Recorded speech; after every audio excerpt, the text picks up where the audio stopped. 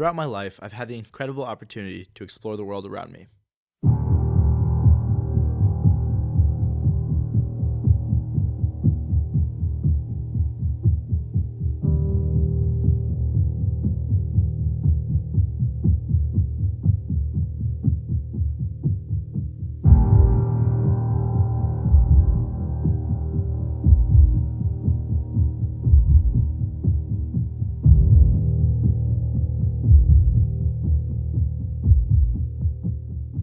My parents joke that I visited 25 states before I was even 6 months old. But when I reminisce, one journey always stands out. This journey was my second year in Israel. It was on this trip that I found myself. Before, I was unsure of who I was and who I wanted to be.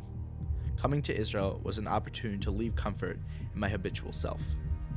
I was forced to leave behind the life I knew, the friends I loved, and the house I grew up in, and create a home in a new country. At first, I was anxious. The summer before flew by, and I counted down the days until school started. At Solomon Schechter, I had a close friend group and teachers I could speak to freely. I was afraid, but ready for change. Coming from Schechter, I was used to academic rigor. My mom explained to me that I would be challenged in a different way in the year to come. One of the major challenges I faced in Israel was, frankly, complete boredom in class.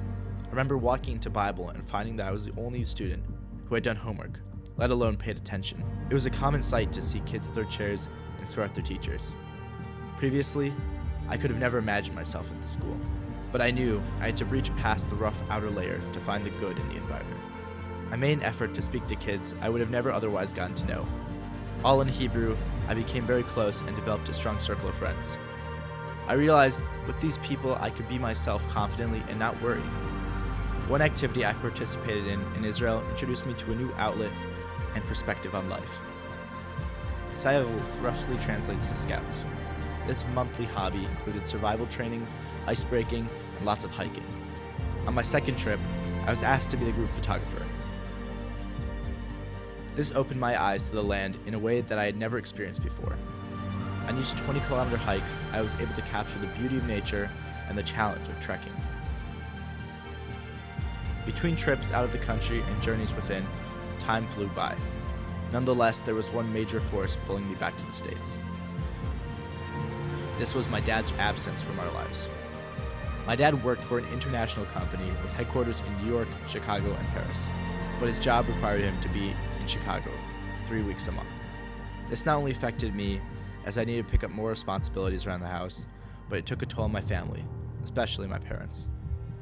When he was in Israel, we felt that we could make it our home, but when he was gone, we felt that something enormous was missing from our lives. The house felt quiet when he wasn't there. After a year had passed, we decided to come back to the States.